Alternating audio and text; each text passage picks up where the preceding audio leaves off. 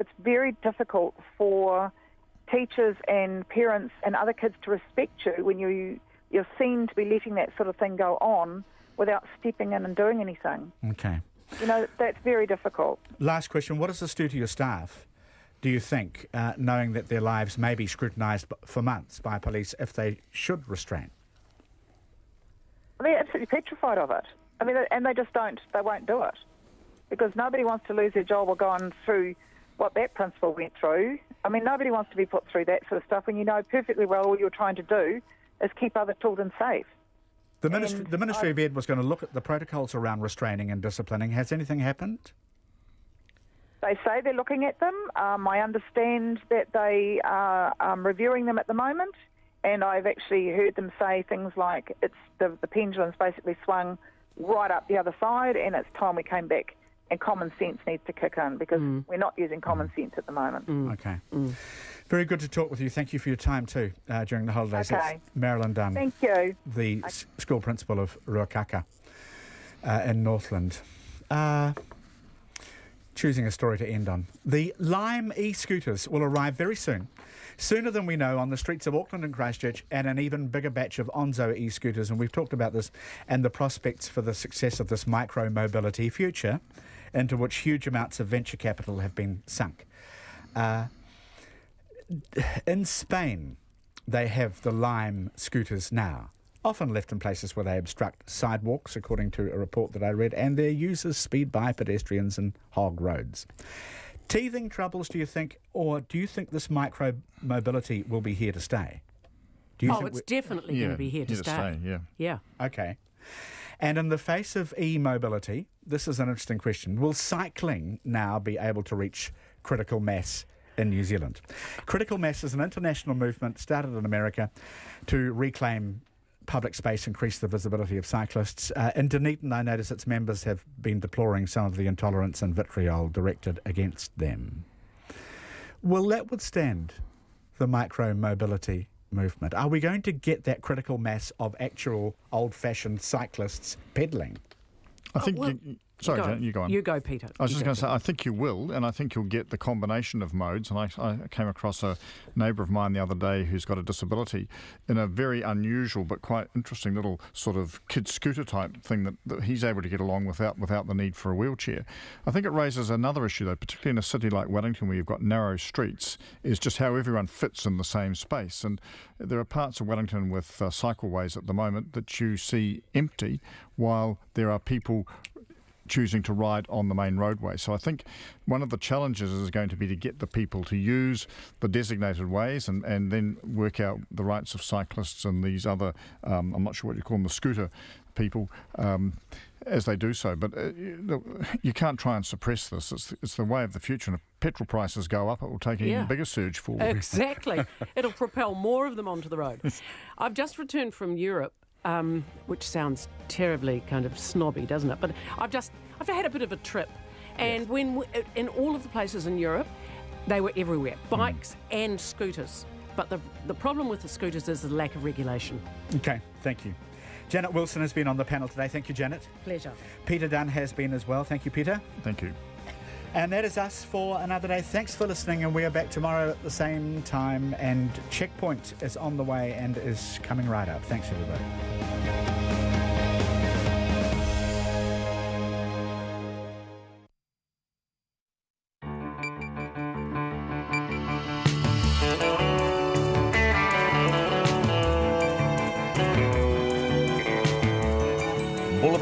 Welcome to Checkpoint. I'm Alex Perrottet. Thanks very much for joining us. On tonight's program, a bumper surplus but no bumper spend up.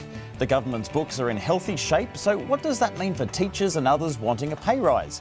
A Checkpoint exclusive as well, more than 1,000 cases of suspected serious immigration crime are failing to be investigated each year because Immigration New Zealand is under-resourced. An estimated 800 people in the country's biggest city are either sleeping rough or in cars. Where do those figures come from and what's being done about it? Brett Kavanaugh is sworn in as the latest US Supreme Court judge. We have the latest and perhaps the last report on that controversial story from Washington. And Susie, the super-sized sheep, is finally caught near Te Kuiti and will be shorn in a Guinness World Record bid.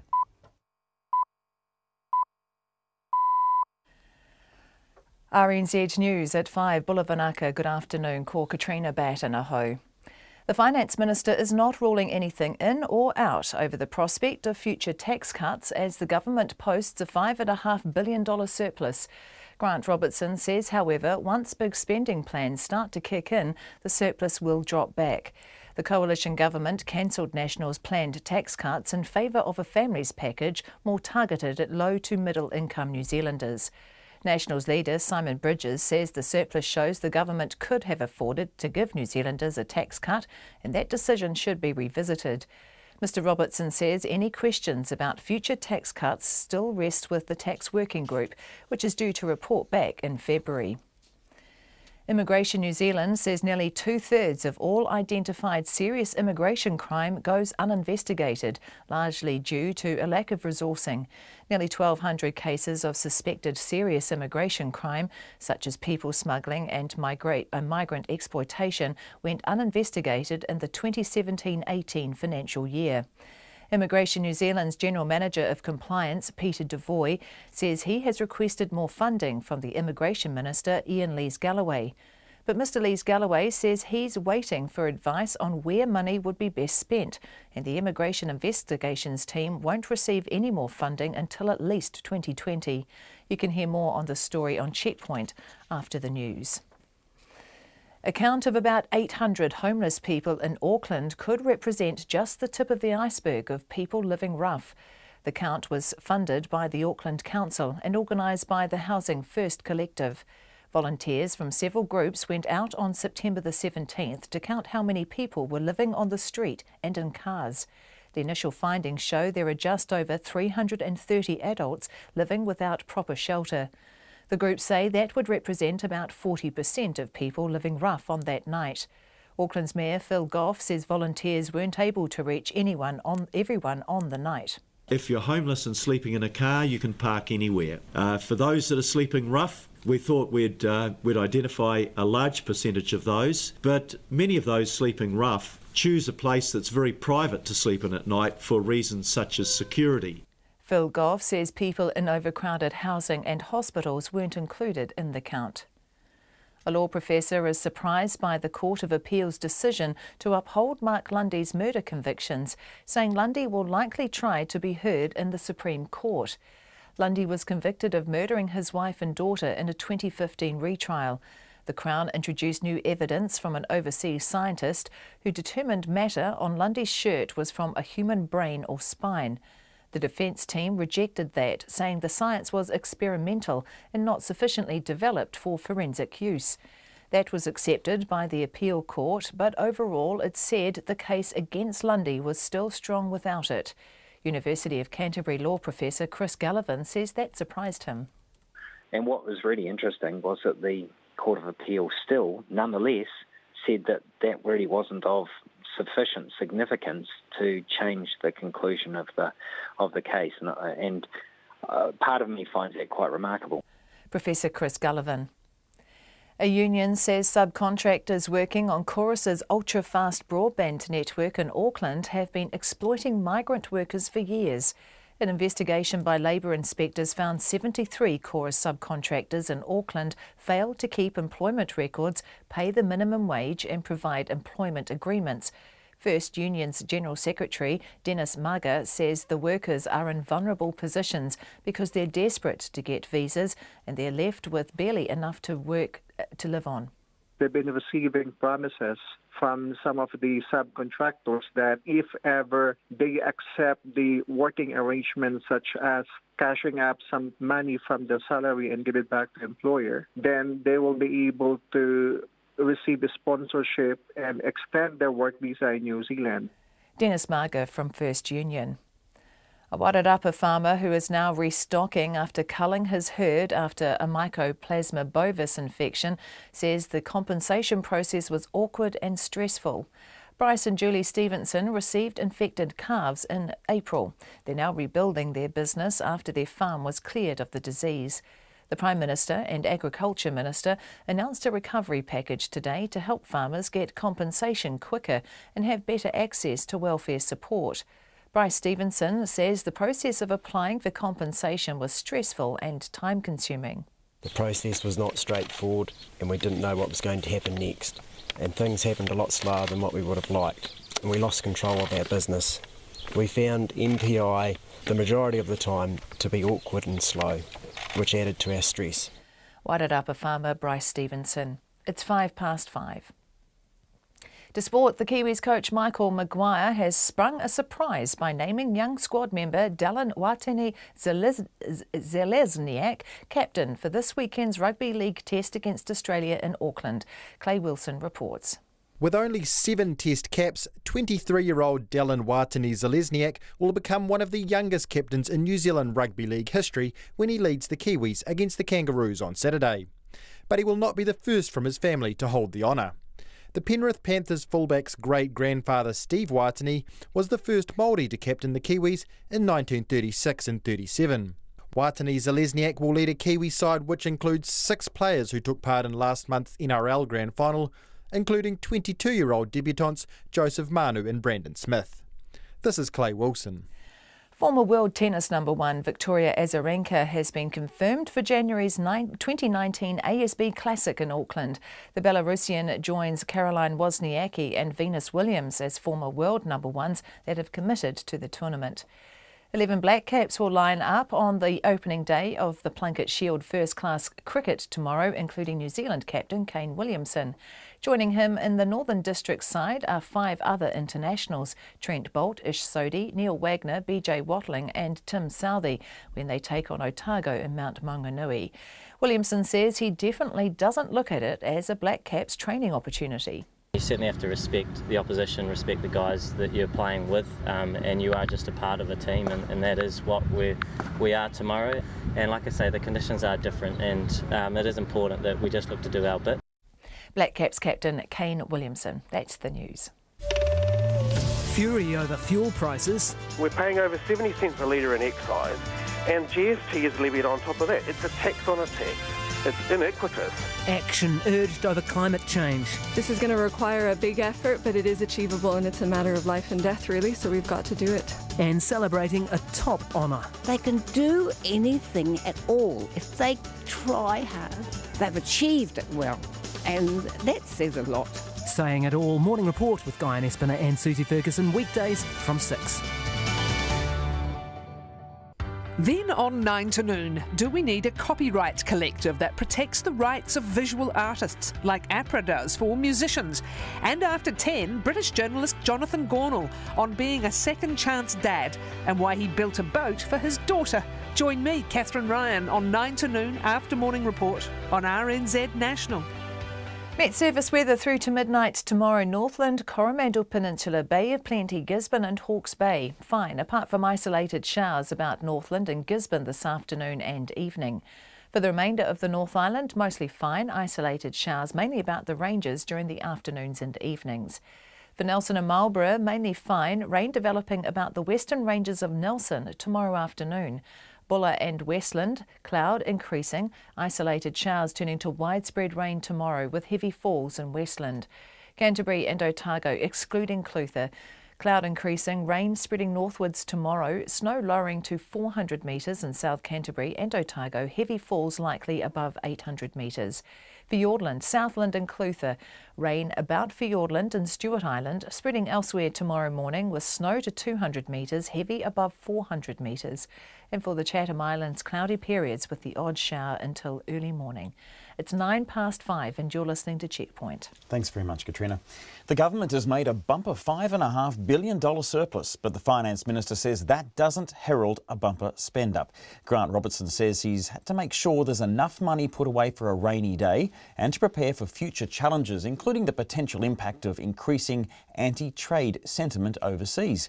The opening of the government's books today showed the economy grew by 2.8%. That's broadly in line with budget forecasts, and average wages rose 3%. Here's our political editor, Jane Patterson. Labour and the coalition government's economic credibility has been on the line over the last year amid plummeting business confidence and opposition attacks over its spending. Grant Robertson outlined budget rules before the election relating to delivering surpluses and keeping debt and spending in check. The goal to have net debt equal to 20% of GDP has basically been reached several years early.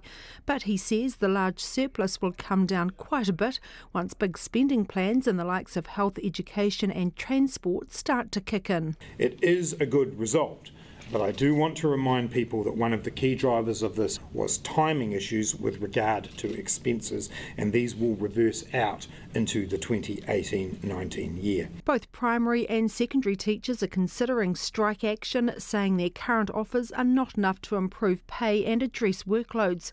Mr Robertson was asked what his message was to teachers given the surplus posted today. All New Zealanders, including nurses and teachers, can be confident that the government is continuing to manage the books carefully.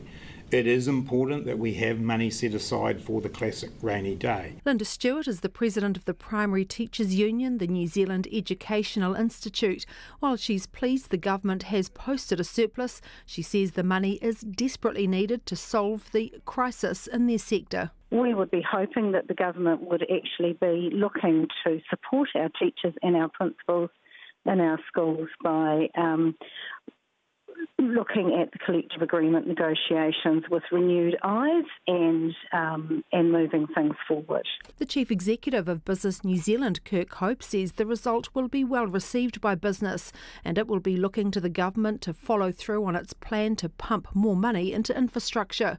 One reason for the larger surplus is more corporate tax, driven by higher profits across large and small businesses.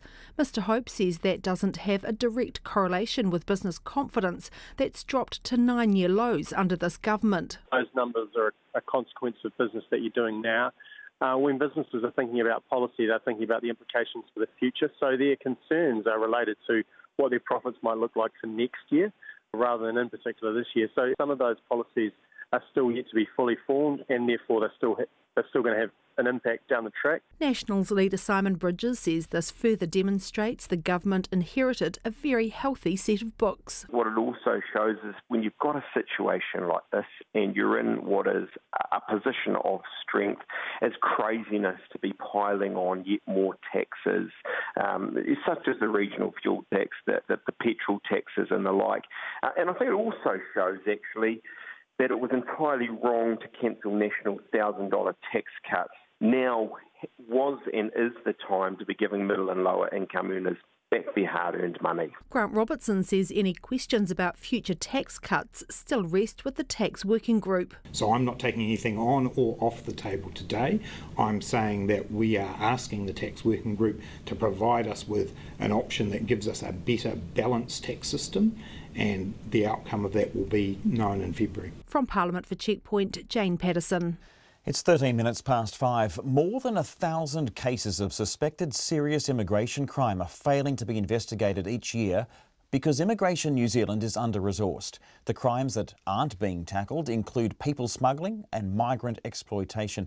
And Checkpoint can reveal tonight the number of those cases going uninvestigated and therefore to an extent unprosecuted has doubled in just 2 years. Our reporter Zach Fleming has more. Immigration New Zealand says nearly 1,200 cases of suspected serious immigration crime went uninvestigated in the 2017-18 financial year.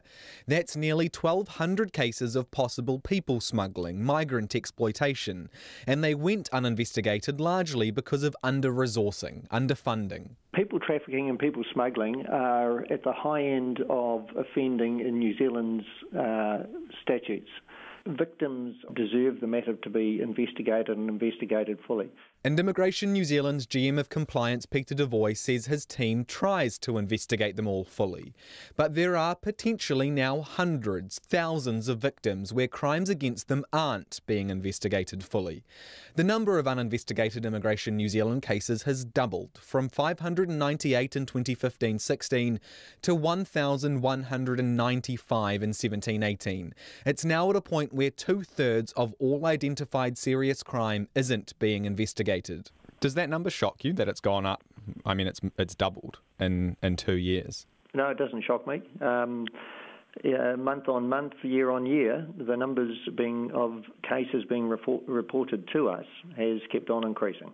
But the budget to investigate them hasn't. What do you need, Peter? What do you need from the government to be able to investigate all these cases? Well, the Minister is aware of the increase in matters being reported. We stand back and put a case forward to them, saying investment in this area is required. That's all I can do. The former Immigration Minister, National's Michael Woodhouse, was aware of it too. He didn't do enough to stop the doubling. So what about current Immigration Minister, Ian Lees-Galloway? He's commissioned a piece of work to look at where the government should be investing its resources, what the best use of our resources is, and I will certainly be making my future decisions and my future bids based on that piece of work that we do. But that piece of work hasn't even started yet, and it isn't expected to be on his desk until mid-next year. So Peter Devoy's investigation unit won't have any more money until, at the earliest, budget 2020.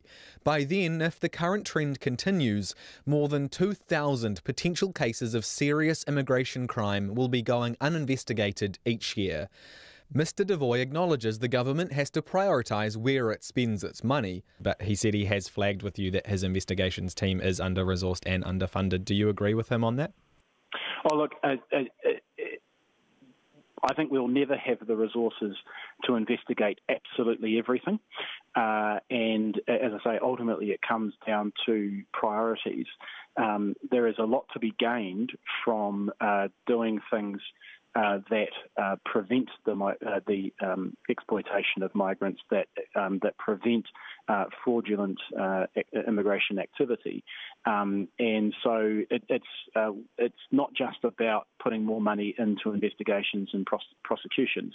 It's about how the whole immigration system works to discourage fraudulent activity. But there will obviously always, unfortunately, be people who do break the rules. So, using telecommunications company Chorus as an example, which has been outed as using subcontractors who have exploited workers, Peter Devoy explained why his unit needs more money now. If people are having to, one way or another, buy a job and then buy their way onto a pathway to residency in New Zealand, and then they achieve residency in New Zealand, that's buying your way into New Zealand. And that's a baseline situation where corruption in New Zealand will come in. And that's my concern. For Checkpoint, Zach Fleming. It's 17 and a half minutes past 5. Auckland's first region-wide homeless count shows an estimated 800 people in the country's biggest city are either sleeping rough or sleeping in cars. Last month, hundreds of volunteers hit the streets in a 3-hour window to get a snapshot of how the most desperate of Auckland's homeless are coping. Earlier this year, the government announced more funding to tackle the housing crisis. Now, the numbers in this study released today don't include people living in temporary accommodation, motor camps and boarding houses. It doesn't include couch surfers or those in uninhabitable and dilapidated homes. Now, Housing First ran the homeless census, and I asked Program Manager Fiona Hamilton how reliable the data is and whether things have improved. This is, by its very nature, an incredibly complex issue to get an accurate picture around. And we know that for people who are living unsheltered or might be in a car with children, they are not necessarily wanting to be found. So, and there are all sorts of other factors in this. We were careful that volunteers didn't put themselves in unsafe situations, and we know that things like people being moved on just before the count can impact it all. But I guess the key thing to come back to is 336 is the actual number. It went through a really rigorous validation exercise to produce a solid estimate, and we've never had such a well-informed picture of homelessness across the region of Auckland. Sure, and I guess I wanted to get your point of view on what does this snapshot say, because in May, Phil Twyford announced $100 million to zero in on this. I think about 35 million was looking at providing, 1,500 different emergency places, and then the rest of the money, $60-odd million, was at this was at the Housing First program. So has that effort worked? Well, we know that the steps, there's definitely movement in the right direction. I think the relatively high numbers of people we see in temporary accommodation, which includes people funded under MSD special needs grants and people in transitional housing, the numbers there show the impact of the government's investment at the beginning of winter. So that's moving people who could potentially have been unsheltered or in cars into temporary accommodation. We also know that over the last 18 months, 362 homeless adults in Auckland have been housed under Housing First. If we add the children into that, that's just under 700.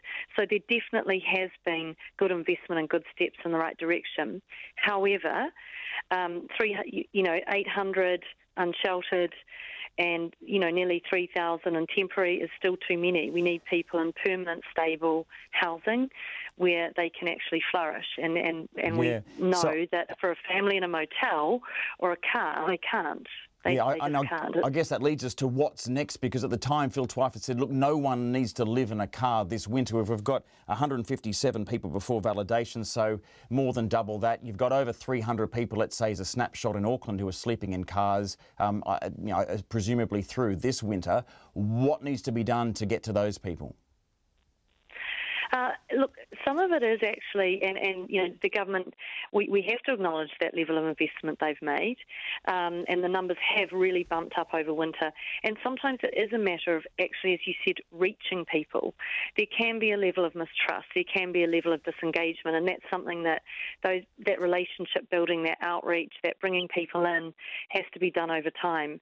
I mean, to be honest, over the last, few years, we haven't talked about homelessness in the way we have now, and the government has acknowledged there's a problem, and that investment is coming through, and we know there needs to be more, but it is. It's just really important that we keep our eye on people moving into stable housing situations. And Fiona, where good outcomes happen. Sure. And just finally, that 2013 study back at Otago University, it was able to zero in on particular communities. Of course, it said that Māori and Pacifica, as well as Asian and other migrant communities, are more at risk. Are you able to analyse your figures further to see if the same thing applies here? We will be doing further analysis, and there will be a report coming out at the end of the year that will have that level of analysis. But just to say, from the Housing First Auckland perspective, we collect data on the people who are in Housing First services, and we know that across Auckland, around 60% of the people under Housing First programs or within Housing First programs are Māori, and around just over 20% are Pacifica. Fiona Hamilton there from Housing First, saying much has been done to house at least Auckland's homeless and more around the country, but obviously more work to be done, particularly in those more vulnerable communities. It's coming up to 23 minutes past 5. The Court of Appeal has rejected Mark Lundy's appeal against his conviction for the murders of his wife and daughter. The bodies of 38-year-old Christine Lundy and 7-year-old Amber were found by Mrs Lundy's brother in their Palmerston North home on the 30th of August 2000. But today's decision is unlikely to end legal proceedings surrounding the infamous murders. Emma Hatton has the latest. It's been almost 2 decades since Christine Lundy's brother stepped into the Lundy's Karamea Crescent house and found his niece and his sister dead. Both had been bludgeoned to death. 5 months after their funerals, Mark Lundy, the deceased's husband and father, was arrested, tried and convicted of their murders. He appealed later that year, but that was rejected. 10 years later, he appealed again in the Privy Court in London. That court quashed the conviction and ordered a retrial. It was the conviction from this 2015 retrial which the latest appeal upheld. Canterbury law professor Chris Gallivan says he was surprised by the decision. Because effectively the defence won pretty much every aspect of their legal argument. They were arguing the novel scientific evidence that resulted in a positive affirmation of the material being on Lundy's shirt was more likely to be brain matter or spinal matter. And the defence won in their argument, saying that ought not to have been admissible. In the retrial, the Crown introduced new evidence from a scientist in the Netherlands who determined matter on Lundy's shirt was from a human brain or spine. However, the defence team rejected her evidence, saying the science was experimental and not sufficiently developed for forensic use. That part of the defence's appeal was accepted by the court. And what was really interesting was that the Court of Appeal still, nonetheless, said that that really wasn't of sufficient significance to change the conclusion of the case, and part of me finds that quite remarkable. Mark Lundy's brother Craig says the past year has been hard. Painful, just sitting, waiting. A year is a very long time. It's just been a long couple of decades, really. It is what it is. I can't really do anything about it. I've just got to protect me and my own. But says the right decision has been made by the court. Well, it's taken a year, but we've got a decision, and that's one that I think is correct. Now we see what he does from here. Chris Gallivan says what's next is pretty clear. They will undoubtedly apply. Whether they will get leave for it to be heard by the Supreme Court is not necessarily a walk in the park. Lundy's lawyer, Jonathan Eaton QC, says the defence team has won the battle over the admissibility of novel science, but have not yet won the war. He says Lundy will inevitably ask the Supreme Court to review the decision. For Checkpoint, Emma Hatton. It's 5:25. The government's hoping a new one-stop shop will help homeowners in Canterbury still struggling with insurance claims. We've met countless residents on Checkpoint who've had major struggles fixing their home in the 8 years since the quakes. This includes botched EQC repairs, problems with unsold properties, or even just getting their insurance payout in the first place. The new Greater Christchurch Claims Resolution Service sort of operates like a human flowchart. You walk in, phone or email, and then you're directed to whoever's best to help you with your earthquake problems. Pretty much everyone who works in this space, including EQC and Southern Response, will be there. The idea is that this makes organisations that can be very difficult to deal with more accessible and accountable. But as Logan Church reports, Cantabrians have been down this road before. So this is basically the front door, so where people can just walk in off the street and come in and see us. We'll have a person here once it's all finally set up. That's Director Darren Wright, giving me a sneak peek at the new Greater Christchurch Claims Resolution Service a few days ago, ahead of today's opening. So if I'm a homeowner and I've come through and I feel like I've been screwed over by people and no one's taking me seriously, and I come in here, who do I talk to? What happens you'll first? Come to the front. You'll come to here. Obviously, we haven't got all our equipment up at the moment because we haven't launched. But you'll come here, and one of our staff will be behind this desk, ready to talk to you and ready to take the information you need. And then we've got offices here, and we've got a small waiting room for those people who need to see somebody and have a face-to-face chat with one of our brokers. The idea is simple, unlike the problems of the people expected to come through the doors of this hub. It's located in the Ministry of Business, Innovation and Employment's shiny big office building in central Christchurch. It will have about 25 staff who are expecting to see up to 4,000, customers for want of a better word, in its first year. Those 25 staff include insurance claims brokers as well as EQC and Southern Response representatives. Free legal and engineering support will also be offered. It's cost about $430,000 to launch the hub, which has a first-year budget of about $4.3 million. This is where our brokers and our claims specialists all are. We've got our call centre here. So the call centre is now 5 people who are permanently here, ready to answer calls. And then in behind we've got our brokers. We'll have 10 brokers who are here to help homeowners. We'll also have EQC will be in the office so that they can actually answer questions for us when we need them to. And we'll have community law here again so that they're here to help us with those legal questions. A brand new online tool has also been built. It's designed so all relevant information about individual earthquake claims can be accessed from one digital location. We've developed an IT system where we will be getting Southern Response and EQC to upload the latest reports into our system. So it's just an upload from them. We'll be requesting they upload the information and they'll be required to upload that information into our system. Sounds fantastic. But let's stop and rewind the clock almost exactly 4 years. So the idea of the Land Hub came from the recovery agencies wanting to work together and share information on what we know about complex land in Canterbury. Welcome to the last Earthquake Help Hub. They were called the In the Know Hub. They started popping up in October 2014, but had disappeared by the end of the following year. It included reps from many of the agencies represented in the GCCRS. Here's Leanne Curtis from Quake Residents Group Cancern when it opened. I think there's a good mixture of the visual things that you can see written, so maps that we've had and data that's good visual stuff. There'll be people to talk to, and there are a lot of videos as well which you can take your time to look through, as well as the seminar. So there's a good range of information being presented in different ways. They can come and find out about what's happened in their area and then be linked up to somebody who, make an appointment for somebody who can then talk to them more specifically about their property. I asked Darren Wright if the new hub was really just a reinvention of the old one. So the In the Know Hub was something that I was involved in at the time, and I think it was a really useful tool at the time to bring multiple parties together to try and get homeowners the information that they need. This is actually now starting to really focus on just those homeowners who have got the damage to their properties, who have got a claim against EQC, Southern Response, or one of the other insurers, and we're solely focused on actually helping the homeowner find that pathway and moving forward with the homeowner. Was that not the target of the In the Know Hub? It was, but it was also expanded into things like at the time, like the red zone. It was helping people with some of their red zone issues and a bunch of other items as well. So this is just really focused on that insurance space. Greater Christchurch Regeneration Minister Megan Woods opened the new hub today in a room mostly filled with government employees. Telephone calls quickly started coming in from quake-hit residents. Ms Woods says she also hopes the hub can help homeowners grappling with unsold problems. That's those who've bought a property since the quakes and subsequently found earthquake damage.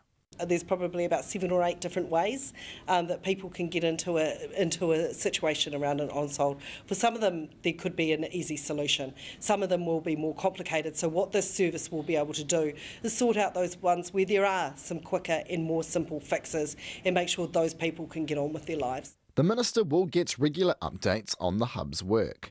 But at this stage, private insurers aren't yet on board. Ms Wood says she has had conversations with several. I asked if any had said yes. No one has said no, either. It's hard to remember when you're standing in the belly of the shiny, modern MBIE office.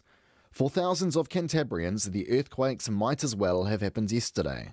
Time will tell if this one-stop hub will make the difference it hopes to. Kei o te tahi ahau mō te hōtaka o te ahi nei, ko Logan Church tēnei.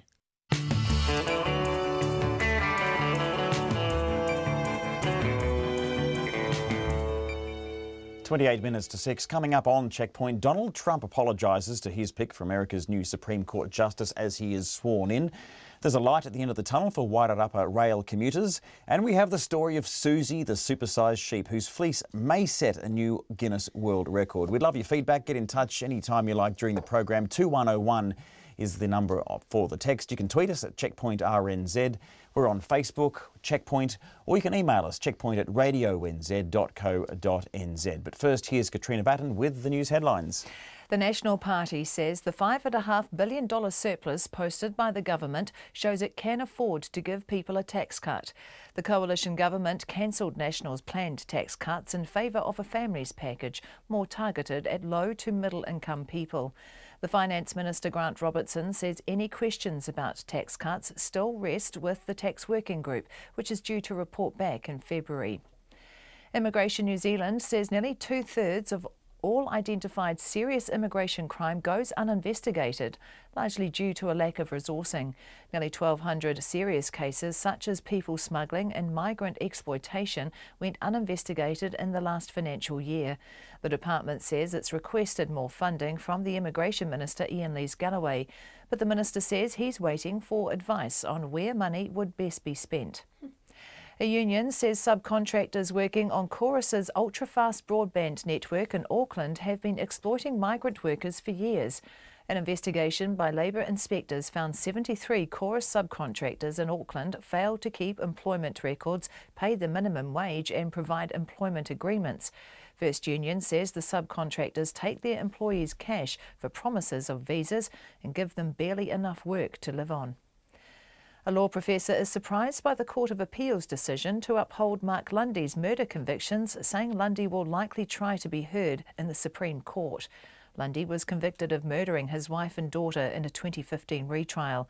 The appeal court rejected Lundy's appeal, which was based on the Crown introducing new scientific evidence at the retrial. University of Canterbury law professor Chris Gallivan says that decision surprises him, as the defence effectively won every aspect of their legal argument. A body found at a Hawke's Bay property last week has been identified as missing Napier man Alex Latimer. The 30-year-old was last seen at the Bayview BP service station just north of Napier on Sunday, September the 30th. His car, a white Toyota Corolla hatchback, was found the next day, burnt out on Omaru Nui Road in Napier. Those are the headlines. I'm back at 6. Thanks very much, Katrina. We'll see you then. Nona Peltier is here in the studio for the Business News. Good evening to you. Good evening. Now, we've got an annual report here from the Financial Markets Authority. This is on KiwiSaver. What's it found?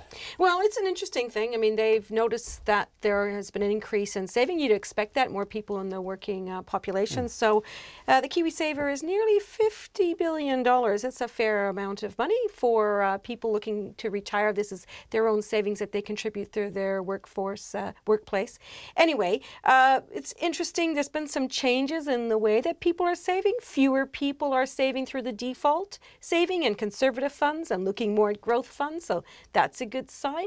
And a few other things that are interesting. You know, a number of people, 32,000 investors withdrew their funds to buy a house. To buy a house. Well, it's not a surprise, is it? Not really, you know. And the other, that was set up in that way so that people could do that. It's one of the things that's encouraged.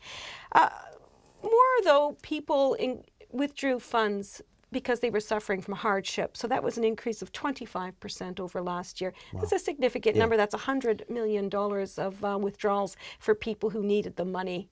They were desperate for it. So that's interesting. And we had a chat with the Financial Markets General Counsel, Liam Mason, and rather the Director of Regulation. He has a new job. Excuse me, Liam. And anyways, he was talking a little bit about fees, and we've seen some changes in fees.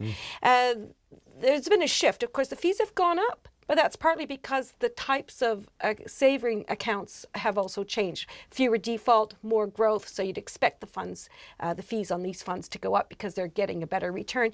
However, Liam had this to say about it. Fund providers on the whole are contributing to the success of KiwiSaver. What we said last year, and we say it again, is that as total funds increase, we want to look harder at the levels of fees being charged and whether those should be decreasing to capture economies of scale over time. Right, so that's Liam Mason, Head of Regulation at the FMA. But you're saying as well that those fees have, doubled since 2013? Yeah, they've gone up. But then again, so has the returns on those investments because there's fewer people in those default, low returning, yielding investments, more people in those growth funds, so that could be why the fees are up. And we'll see what happens, though. The FMA is certainly looking at that. There's a lot of low fees that you can get by changing fund provider. For example, people could vote with their feet on it. One of the things that people should do is go to the FMA site, look at their KiwiSaver tracker, which shows the return on investment and the fees that people are paying. It's worth looking at. Good advice. How are the markets performing?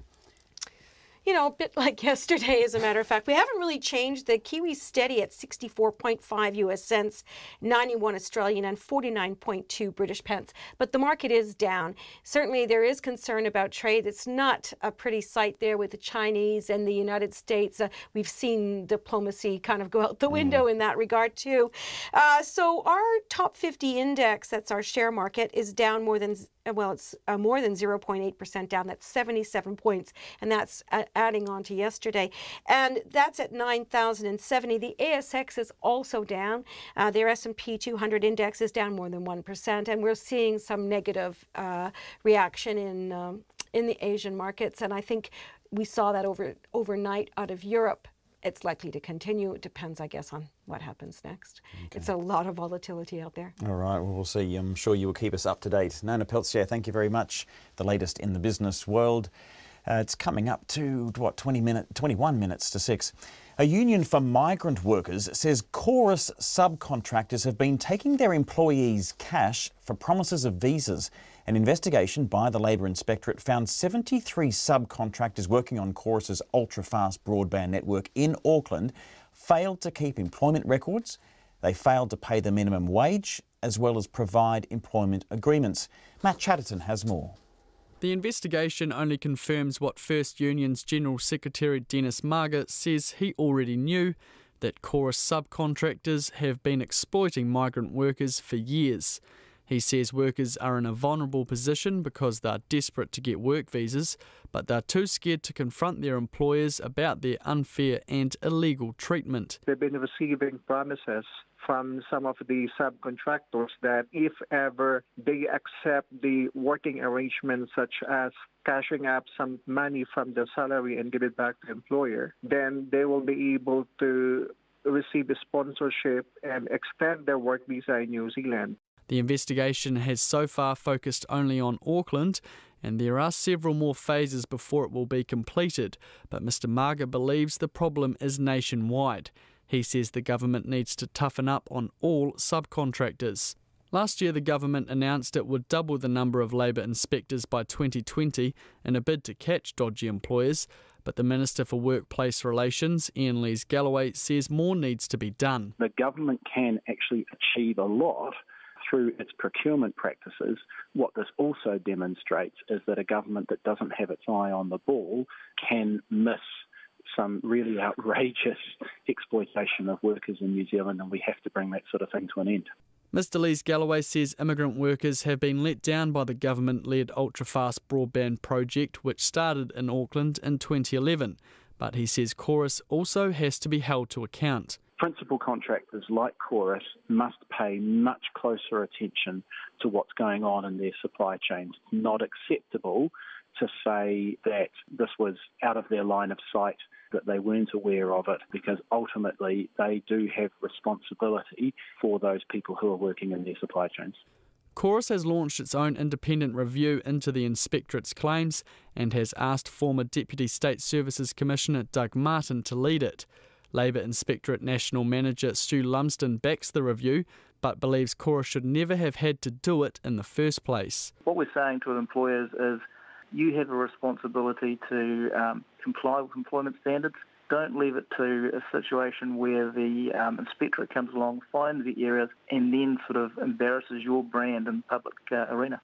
Mr Lumsden says once the Ministry of Business, Innovation and Employment has finished its investigation into the 73 subcontractors in Auckland, it will look closely at Chorus's contractors throughout New Zealand. For Checkpoint, Matt Chatterton. Now, Chorus and MB met today to discuss the Labour Inspectorate's findings. Matt Chatterton also spoke to Chorus Chief Executive Kate McKenzie just a short time ago, and we will bring you that interview later on the program. It's just coming up to 18 minutes to 6. Wairarapa farmers affected by Mycoplasma bovis have slammed the Ministry of Primary Industries' compensation process as slow and awkward. The Prime Minister Jacinda Ardern and Agriculture Minister Damien O'Connor acknowledged that hardship today, rolling out a recovery package to help farmers across the country with better access to compensation as well as welfare support.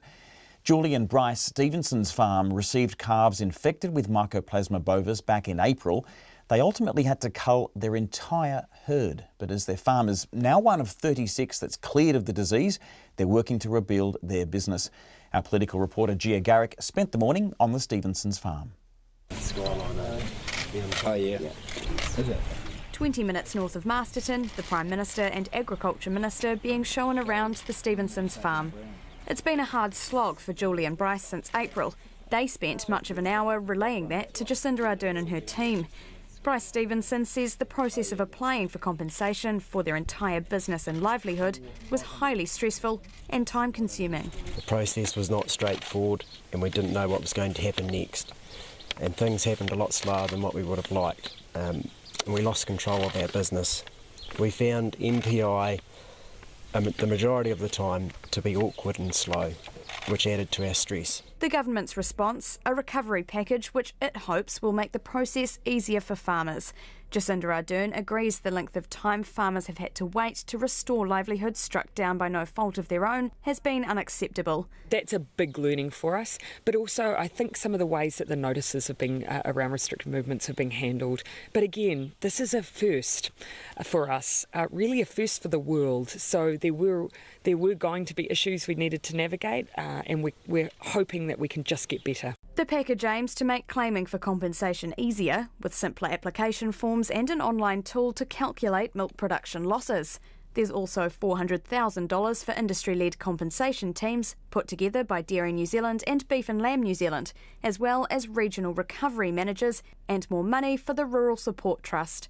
Head of Beef and Lamb New Zealand, Andrew Morrison, says they've worked closely with the government to make farmers' lives easier. One of the crucial things when we were looking at eradication was we knew this would have a huge human cost, and the compensation, as the Prime Minister acknowledged today, has been one of the challenging things that we didn't have in our template.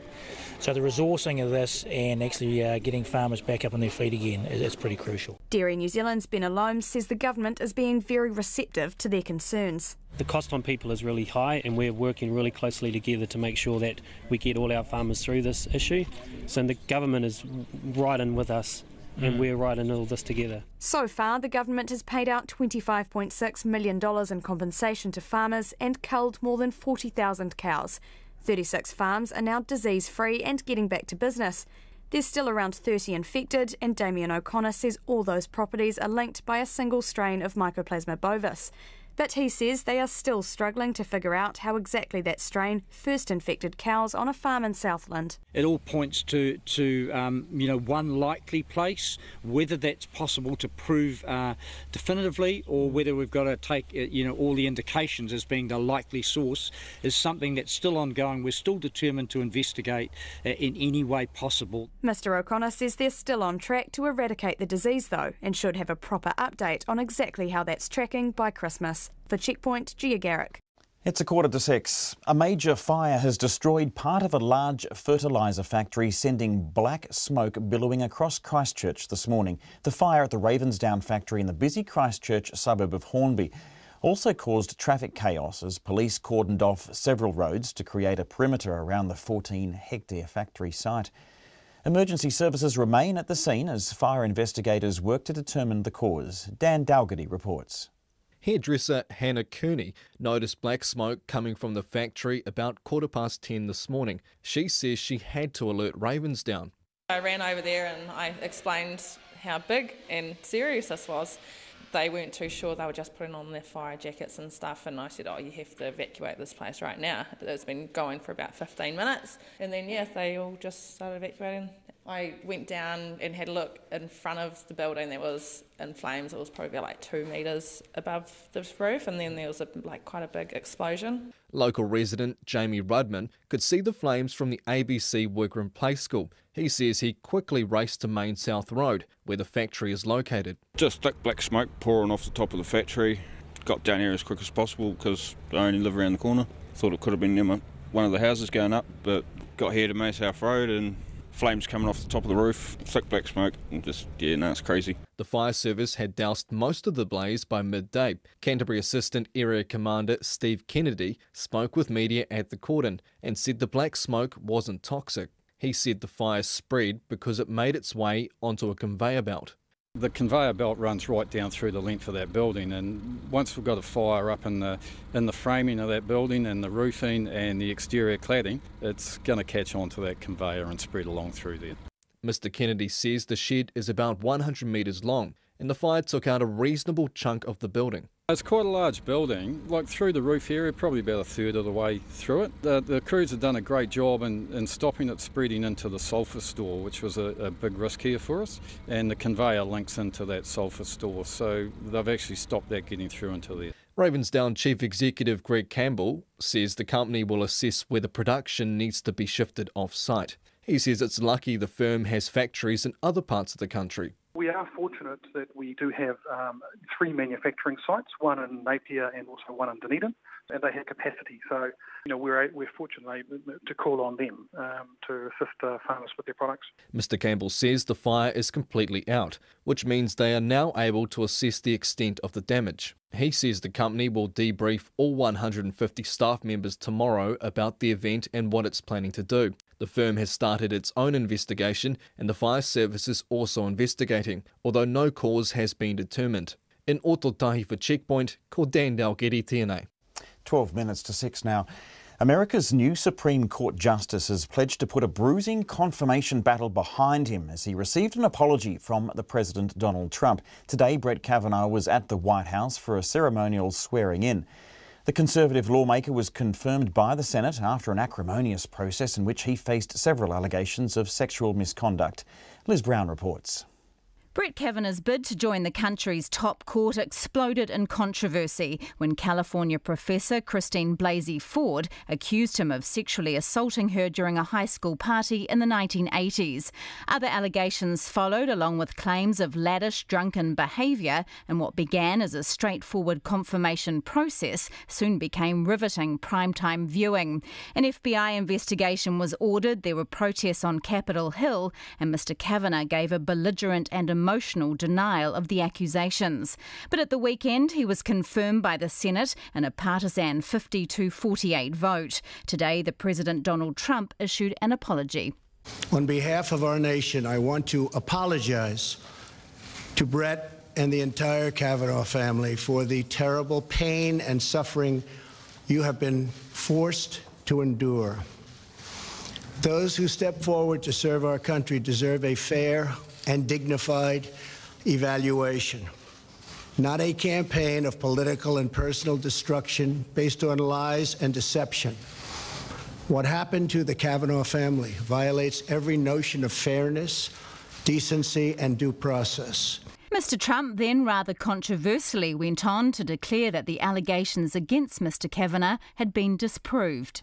Our country, a man or a woman, must always be presumed innocent unless and until proven guilty. And with that, I must state that you, sir, under historic scrutiny, were proven innocent. For his part, Brett Kavanaugh thanked the President for standing by him. I am grateful for your steadfast, unwavering support throughout this process. And I'm grateful to you and Mrs. Trump for the exceptional, overwhelming courtesy you have extended to my family and me. Mr. President, thank you for everything. Brett Kavanaugh also pledged to put the process behind him and move on. The Senate confirmation process was contentious and emotional. That process is over. My focus now is to be the best justice I can be. I take this office with gratitude and no bitterness. Brett Kavanaugh is a Conservative justice whose lifetime appointment shifts the Supreme Court further to the right. In the 1990s, he served as part of the legal team which investigated President Bill Clinton. During his confirmation hearing, he testified that the allegations against him were funded by left-wing groups seeking revenge on behalf of the Clintons. But today, he insisted he would be an impartial and independent judge. The Supreme Court is an institution of law. It is not a partisan or political institution. The justices do not sit on opposite sides of an aisle. We do not caucus in separate rooms. The Supreme Court is a team of 9, and I will always be a team player on the team of 9. Brett Kavanaugh will hear his first arguments as a Supreme Court justice tomorrow. The arguments surrounding his appointment are unlikely to fade. For Checkpoint, ko Elizabeth Brown, aho. 7.5 minutes to 6. The limousine at the centre of America's worst transportation accident in almost a decade should not have been on the road. The vehicle ran through an intersection in upstate New York and crashed into a parked car. All 18 people in the limousine, along with 2 pedestrians, were killed. The victims included 2 newlywed couples and 4 sisters, ranging in age from 30 to 35. Authorities say the vehicle failed a state inspection last month and the driver did not have the proper licence. CNN's Miguel Marquez has more from the community where the accident happened. They're just wonderful, kind, loving. Family, friends, an entire town reeling after 20 people died in a single car accident. One of the couples killed leaves behind 3 children, all under 5. Just pray that they'll have lots of people to support them and remind them of how wonderful their parents were. 17 of the victims, all from the same small upstate New York town of Amsterdam. Young couples, some recently married, all now dead. After the modified Ford Excursion stretch limousine they rented sped through an intersection, hit a parked car, and crashed into a ditch. The driver and 2 pedestrians also died. The 17 friends initially rented a bus from Prestige Limousine Chauffeur Service in Gansevoort, New York, for a day-long surprise birthday party. The bus broke down and the company sent instead a 2001 Ford Excursion that had been modified into a stretch limousine. A relative says the victims were suspicious from the start. My niece instinctively had thoughts that, geez, this is not good, what they sent us. I guess the first vehicle broke down and they sent them another vehicle. Investigators now looking into the driver, the company that rented the vehicle, road conditions, and the intersection where the accident occurred. State Route 30 and 30A is a T-bone intersection. Route 30 is a steep hill leading to the intersection with only a stop sign. The driver may have been driving as fast as 60 miles an hour when he went through the intersection, finally coming to a stop in a ditch next to a restaurant. We don't yet know the cause of the accident, if it was a vehicle malfunction, if it was a driver malfunction, driver error. That's part of the ongoing investigation. Just last month, the vehicle's chassis, suspension, brakes, and overall systems were tested. It failed that state inspection, and the driver should have had a CDL or commercial driver's license. He didn't. Miguel Marquez reporting there from New York State at 4.5 minutes to 6. Wairarapa communities who've been waiting a long time for a better train ride can finally see a light at the end of the tunnel. The line from one side of the Remutaka Range to the capital has been plagued with problems such as slow trips and long delays. This morning in Carterton, it was announced $96 million would be spent on making the journey better. Laura Dooney was there.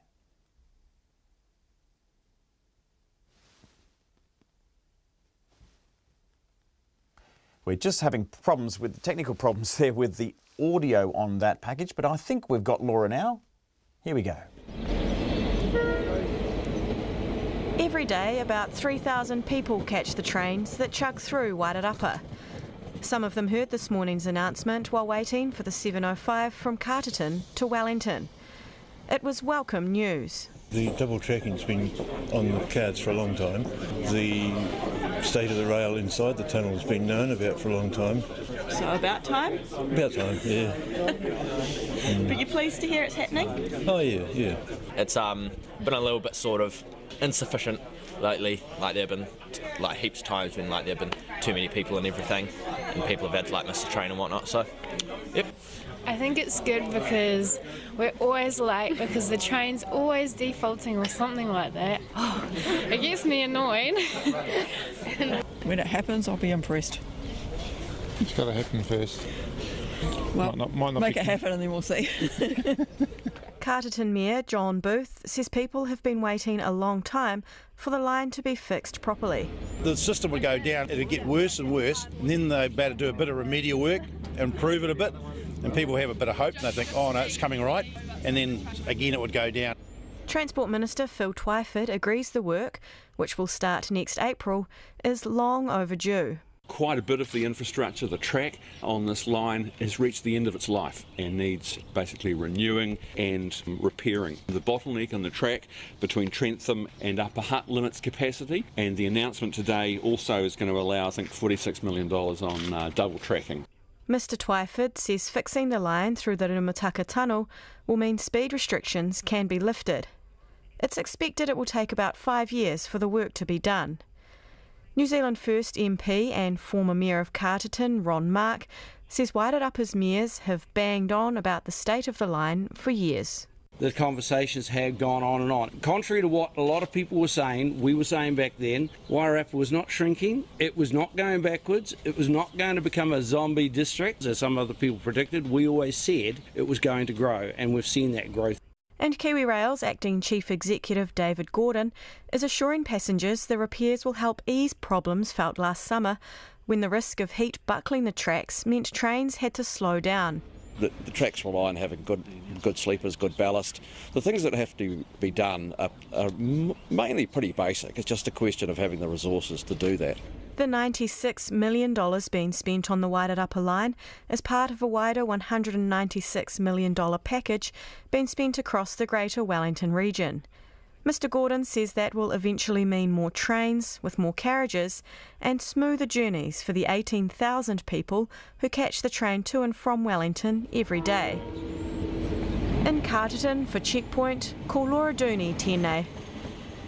Just coming up to 6 o'clock, and we've got a little bit of your feedback. Richard's been in touch on the email about the fuel, the cost of fuel. He says roads are paid for by taxes, be those tax rates, excises, regional fuel, tolls, etc. Richard asks, who's the most appropriate payer of these taxes? And he says, drivers, in my opinion. Currently, we have a legacy from the 19th century where rates, a housing tax, pays billions of dollars for roads. This was appropriate when the predominant road users were horses and carts. I believe it's beyond time this funding method was abandoned and the taxes moved to fuel instead of housing.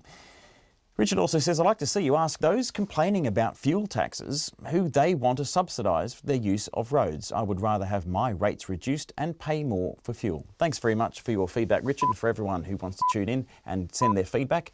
More after the news.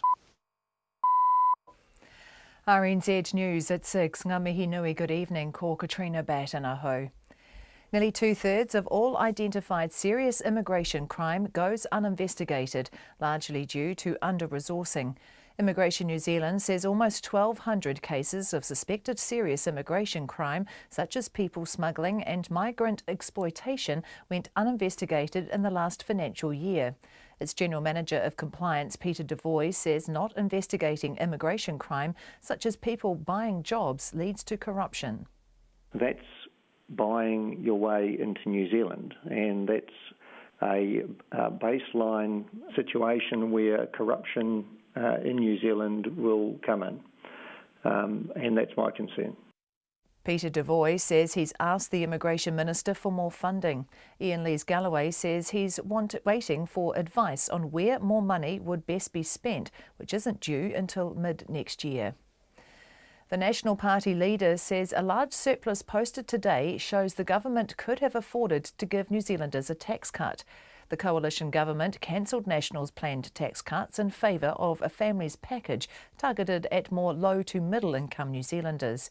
It's posted a $5.5 billion surplus, but warns that will get smaller as large-scale capital spending plans start to kick in. Simon Bridges says this gives the government the ability to avoid new taxes.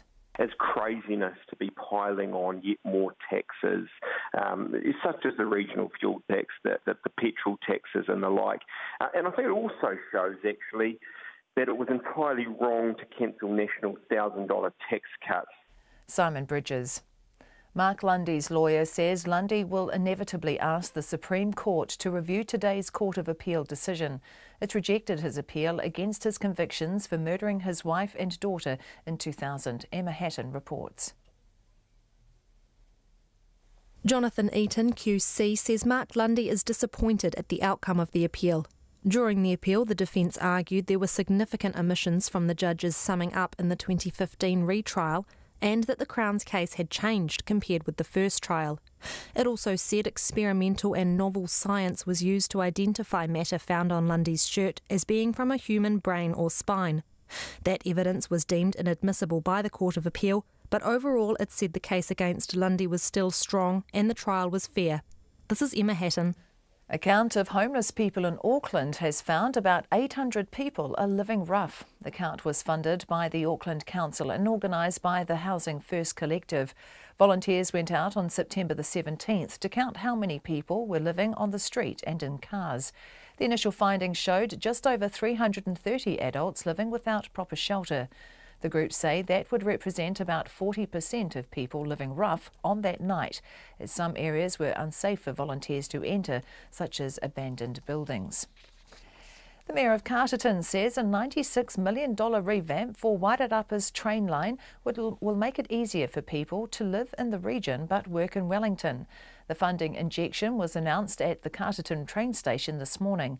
The money is part of a wider package of $196 million being spent on the Greater Wellington Region's train network.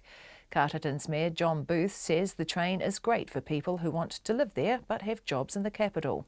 When it was all unreliable through whether it was weather related, equipment related, people's frustrations were boiling over during the summer especially, and to have this announcement to finally put a line in the sand to know work's going to start in April next year.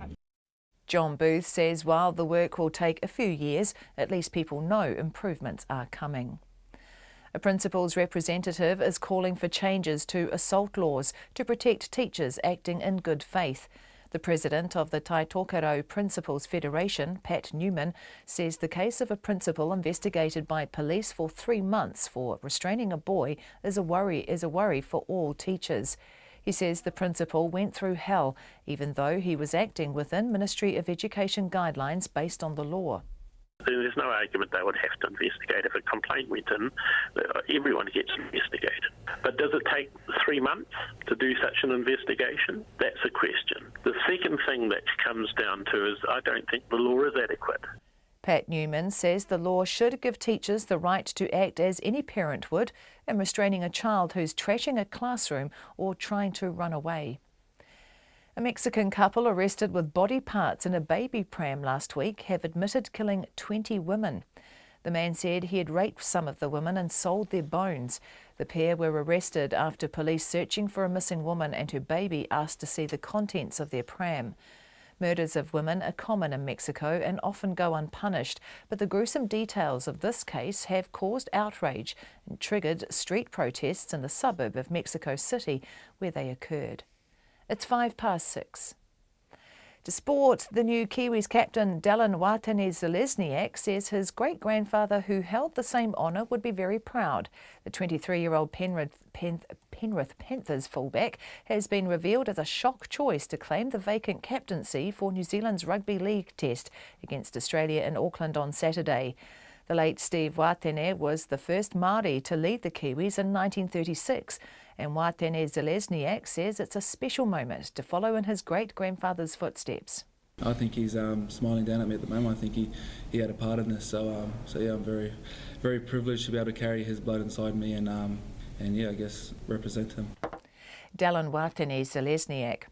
The two-time Grand Slam tennis champion Victoria Azarenka has been confirmed for this summer's ASB Classic in Auckland. The Belarusian joins Caroline Wozniacki and Venus Williams, its former world number ones who have committed to the tournament in January next year. Azarenka has risen 154 spots on the world rankings this year as she strives to return to the top 10 following the birth of her first child.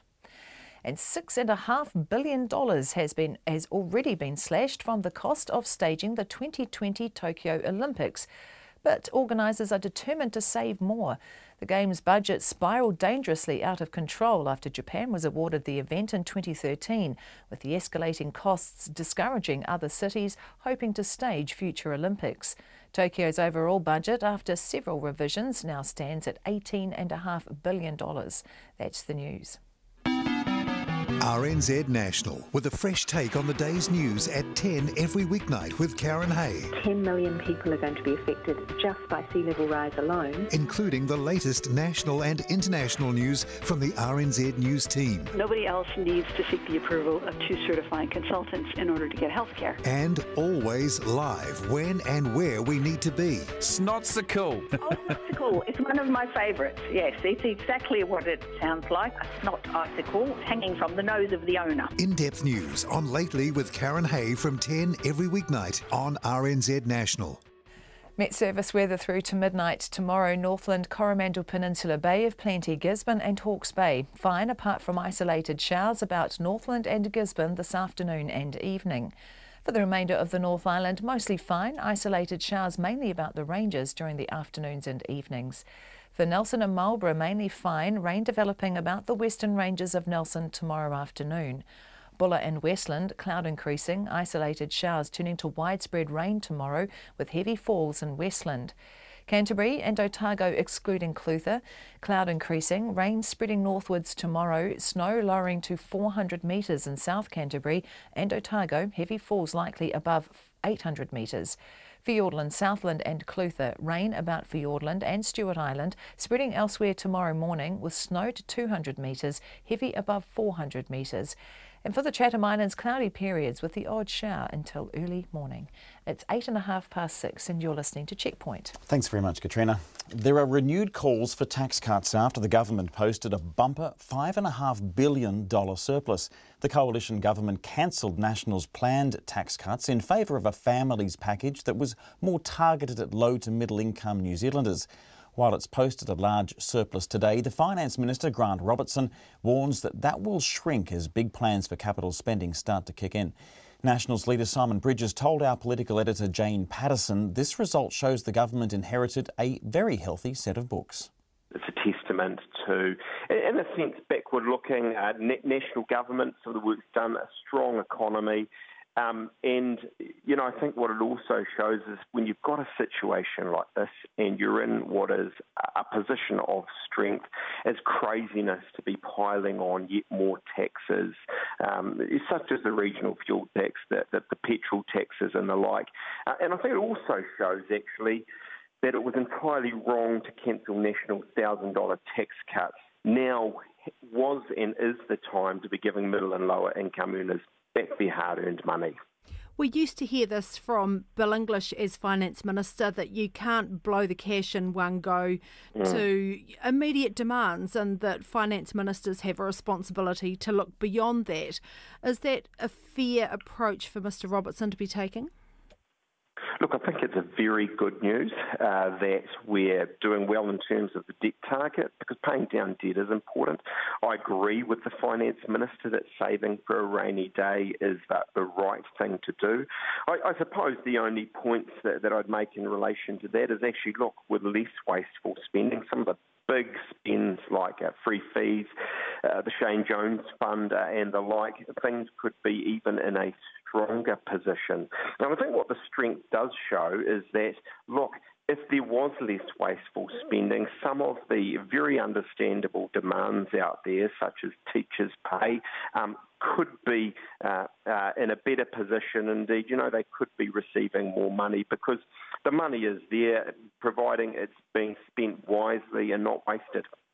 Do you think that New Zealanders, and I know, you know, this was a strong debate in the election campaign, by the argument that people should get tax cuts when there are concerns about the funding of public services and some of that capital spending? I think the truth is, what today's books show is if you're careful and credible and responsible, you can do both. The reality is there's a $5.5 billion surplus there. You know, it's craziness to be suggesting that now's the time to have yet more taxes, and there's been several that have been piled on. They should be reversed. And I think actually it shows that there was the room there, and it was the right thing to do to have $1,000 tax cuts for middle and lower income earners. Ultimately, it's their hard-earned money. None of that means, though, if you're wise with your spending, that you can't do some of the other things that are important right now, such as teachers' pay and the like. Simon Bridges there talking to Jane Patterson. Now, the Minister, Grant Robertson, says he's not ruling anything in or out in relation to future tax cuts, as of course that matter still rests with the Tax Working Group, which is due to hand in its final report in February. It's just gone to 12 minutes past 6. In the face of stark warnings on climate change, are we actually doing anything? It seems some businesses are getting on with it by putting solar panels on marae, opting for electric cars in corporate vehicle fleets, and investing in more green technologies. Yesterday, the Intergovernmental Panel on Climate Change released its latest report, which again sounded alarm bells and called for all parts of society to make unprecedented changes to limit global warming. Our reporter Sarah Robson headed down to the Climate Change and Business Conference in central Auckland today to speak to some of those there about what they're doing. Donna Flavel is the Chief Executive of Waikato Tainui. She says a lot of their efforts around climate change are focused on their 75,000 iwi members. So very much a grassroots approach. Yes, we're a big organisation and 20 years post-settlement, but the reality is that if we are going to make a difference, we also have to look to our membership, which is, you know, a big membership. Donna Flavel says a lot of it is about educating whānau on the marae and taking little steps that can, in the long run, make a big difference. We've got a whole Marae assets program, and part of that assets program is thinking about how do we transition and get them off the grid and look at alternatives to energy, which is solar, doing a lot of parakore, so the waste recycling, reduction, so making sure that there's some really good systems and practices in place. There's also the bigger picture stuff. Donna Flavel says Waikato Tainui has sustainability requirements for the companies it does business with. And there are grants available for people heading into fields like science, maths and engineering to encourage them to get into disruptive new technologies. But there's also a cultural aspect to the iwi's focus on climate change. The environment and place is intricately linked with someone's identity. I think we've got a natural ability to be guardians, if you like, and be good advocates and be able to balance that with the, us wanting to exceed and excel in the commercial world, but also do that in a much more sustainable way. Mary Quinn is on the board of Westpac New Zealand, and she says climate change definitely factors into the thinking of the executive leadership team. There are obvious changes like making a third of Westpac's vehicle fleet electric, as well as shifts in the bank's lending portfolio towards green technologies and projects. Ms Quinn says there is a recognition that climate change presents a financial risk and has financial implications. Not only for banks but for our customers, and therefore it's essential that as boards and executive teams are looking at strategies for the future, that we take into account the financial risks of climate change in where we lend and in how we help our customers. So what does that mean for customers and the services they're getting from the bank? Awareness of the benefits or greater access to, say, making the choice to purchase an electric vehicle. It may be advice and incentives around choosing where to buy a home and being aware of the implications of storms, flooding, rising sea levels. Meanwhile, the Chief Executive of the UK's Committee on Climate Change, Chris Stark, says businesses are sometimes unfairly maligned in discussions around climate change. I think occasionally the business community is referred to as a sort of bogeyman, and actually I don't think that's true. So the kind of watchword in the UK and around Europe certainly is clean growth. And having a business community that is wedded to the idea of low carbon and completely built into the idea of the future growth of the economy is the answer to that. The government here has received more than 15,000 submissions on its zero carbon bill, which will be the centrepiece of New Zealand's long-term response to climate change. A draft version of the bill is expected to be completed by the end of the year. Mō te hōtaka o te ahi, ko Sarah Robson, aho. It's 16 minutes past 6. We're going back to the story on Chorus. The chief executive of Chorus says the telecommunications company had no idea subcontractors were exploiting their employees working on the ultra-fast broadband network.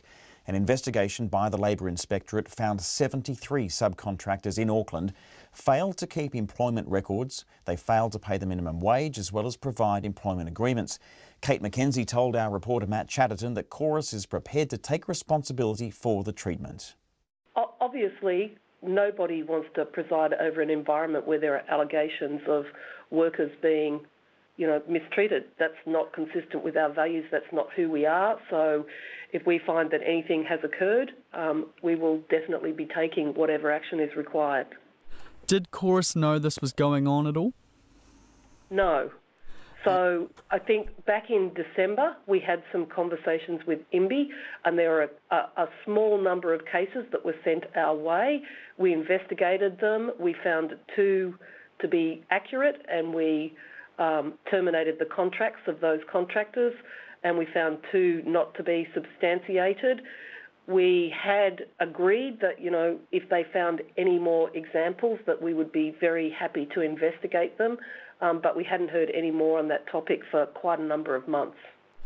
The Minister of Workplace Relations, Ian Lees-Galloway, told us today that he said that it was unacceptable for Chorus to say that they, wipe their hands with this, so to speak, that, these are subcontractors doing that. Do you accept what he says?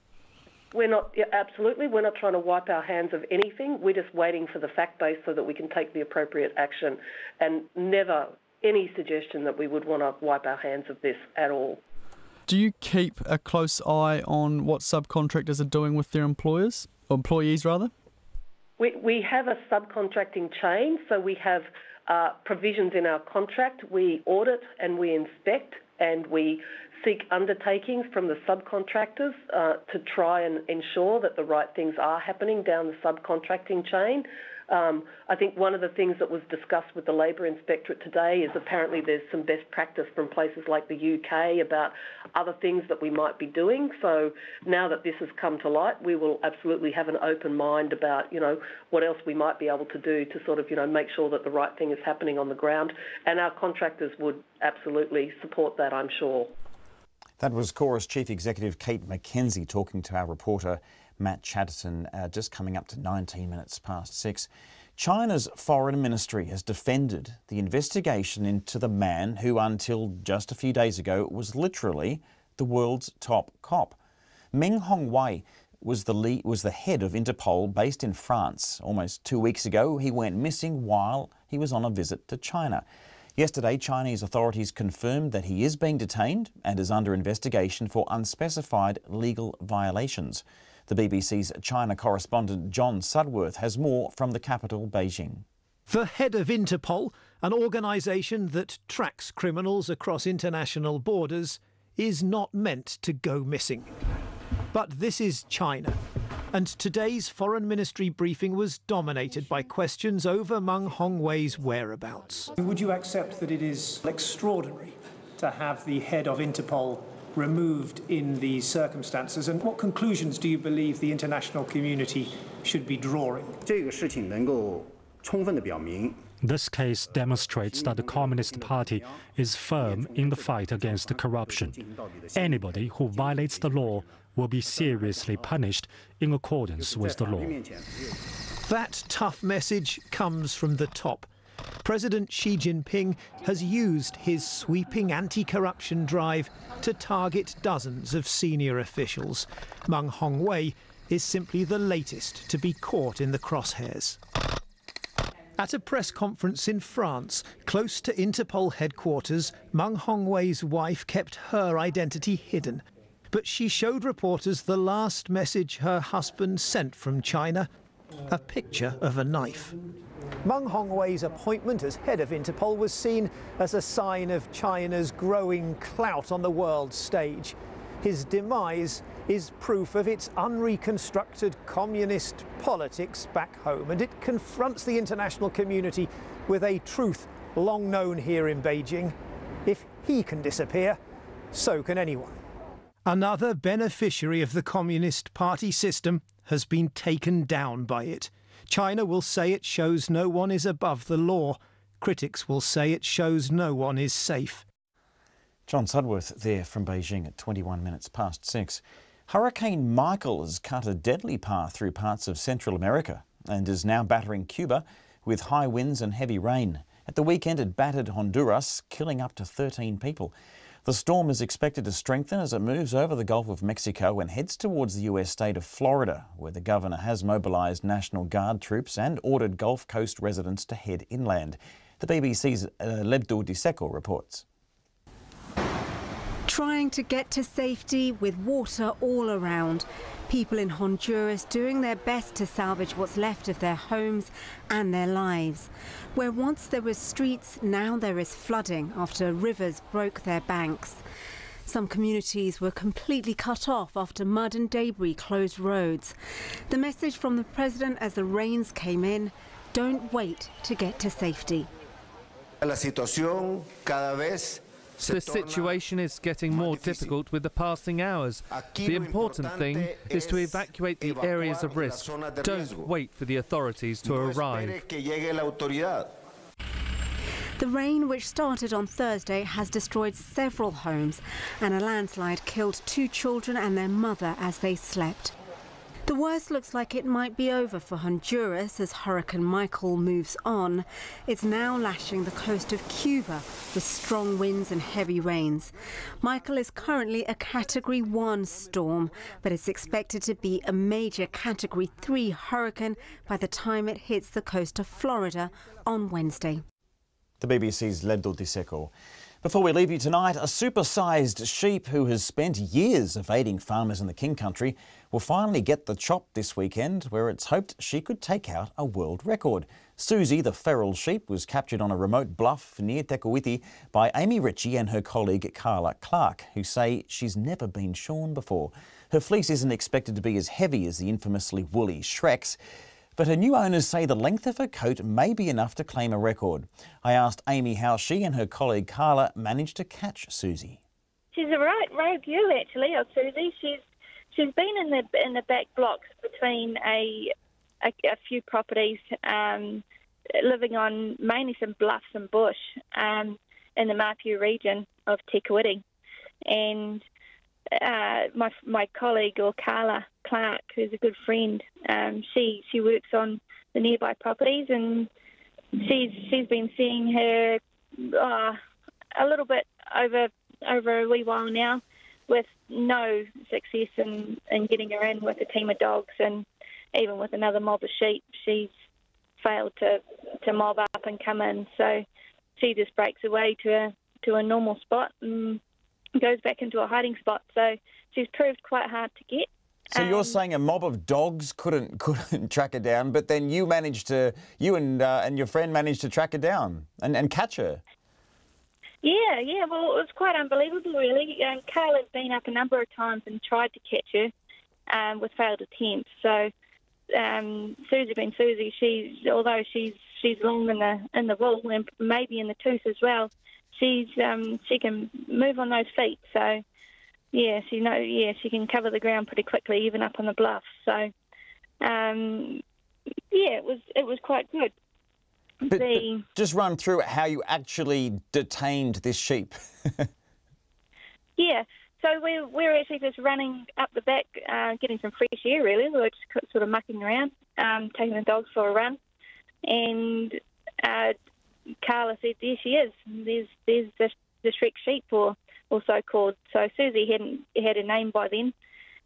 So we managed to leave her out. She was out grazing on the pasture beside the bush, and we managed to come up around the other side of the bluff and sneak up into the same line, into the line where she crosses back into the bush, and we managed to cut her off there. She very quickly realised where we were, and she ran back and actually charged us a couple of times. Wow. So she didn't go quietly. No, she knew exactly where she needed to go. I tell you, when you're standing there with a massive bull, and she was quite big on the hoof, so I imagine there was plenty, as you're saying, she's pretty woolly, so there's plenty of wool to grab onto. Yes and no. She also had quite a bit of power behind her, so although there's plenty of wool, she was going to take a little bit to slow down too. So she definitely tried to charge us a couple of times. She thought that wasn't going to be a runner, so she turned around, and I think I was puffing more than what she was, to be honest, but we probably chased her between 200 and 300 metres back down, and we thought, well, we've got her cornered now. And she spun and broke again, and we thought, this is it, she's gone. We've lost her this time, and we probably tracked her for another 300 metres, and sheep, some are quite bad for it. She sat down and sulked, or she played dead. She wasn't puffing, she pretty much just, I was probably walking by the stage, I was that bloody exhausted from running after her, that, she just sat down. So I managed to walk up behind her, and we both secured her there.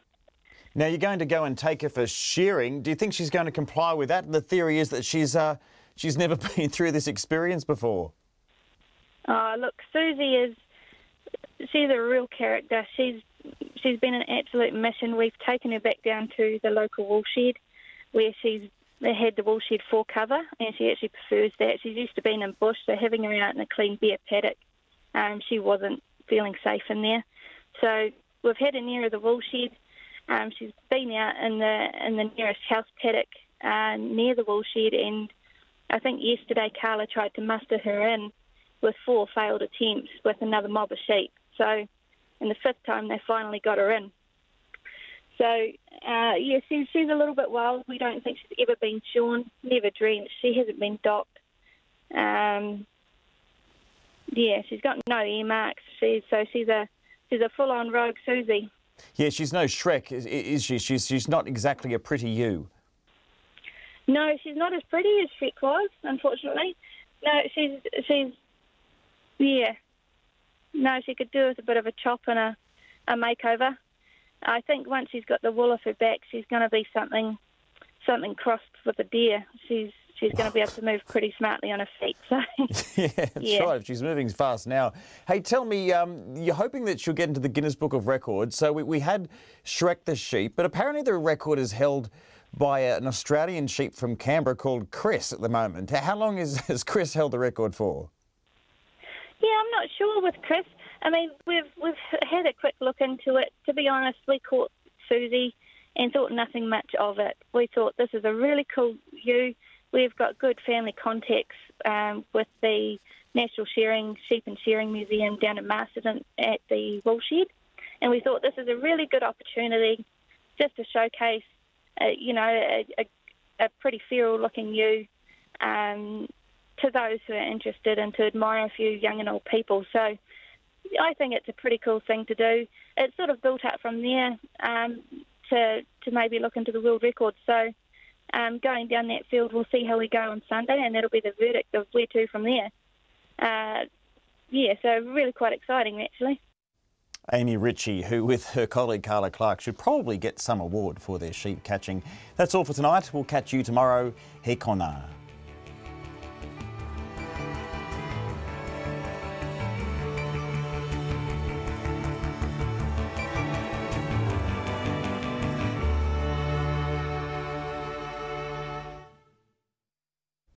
RNZ News headlines at 6:30. Nearly 2/3 of serious immigration crime goes uninvestigated, but the government is waiting for advice before deciding whether to give Immigration New Zealand more funding. The National Party leader says a large budget surplus posted today shows the government can afford to give New Zealanders a tax cut, as planned by the previous government. Mark Lundy's lawyer says he will inevitably ask the country's top court to review the rejection of his appeal against convictions for murdering his wife and daughter. A principal's representative wants changes to assault laws after a principal was investigated by the police for restraining a boy despite acting within Ministry of Education guidelines. Staff at the Australian theme park Dreamworld, who were first on the scene of a fatal accident 2 years ago, are suing for psychological trauma. And the new Kiwis captain Penrith Panthers fullback Dallin Watene-Zelez